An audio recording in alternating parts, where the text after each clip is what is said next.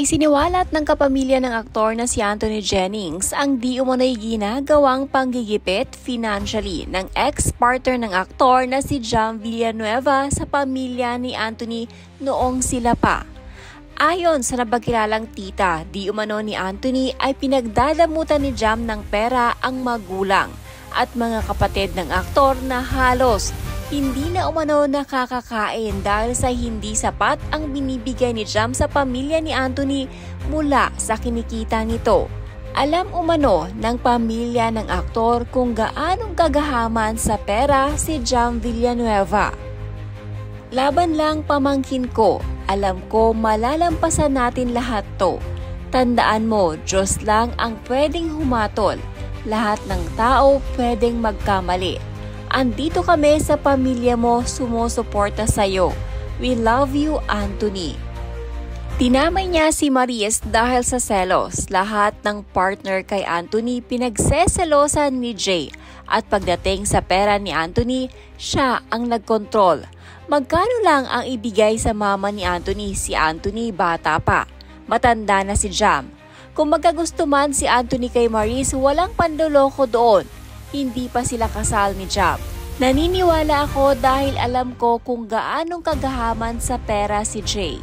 Mismong mama ni Anthony tinitipid niya. Minsan hindi makakain, papasok na lang sa school mga kapatid ni Anthony. Dahil si Jay ang nagkontrol, magkano lang ibigay sa mama ni Anthony. Bata pa si Anthony, matanda na si Jam. Nakadaming boyfriend na siya bago nakilala ni Anthony. Hello mga palangga. Mayroon lang akong sasabihin na siyempre apektado ako kasi tita ako ini Anthony. Tita ako. Ang sakit. Sakit, umiiyak ako. Nasaktan ako sa mga pambabato sa kanya. Lalo na kaya yung lalaki yun na ang amin. Lalo na kaya yung babae. Alam niyo mga pangga, kung ako siguro nanay, hindi na ako papayag maging artista ang anak ko. Dahil ang sakit yung ibabash yung anak mo, kung ano-ano isasabi, hinuhusgahan, kaunting pagkakamali lang, ang husga ng tao sobra-sobra.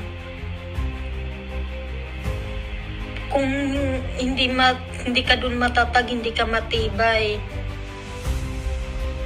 madaming nagpapakamatay dahil sa husga ng kapwang tao.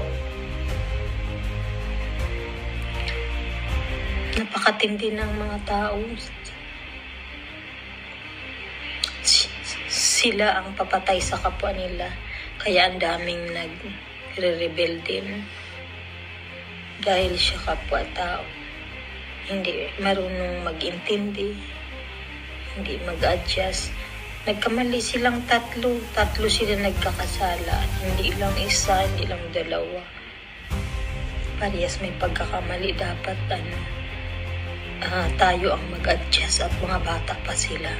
Marami pa talagang mararanasan ng mga pagsubok sa buhay. Diba?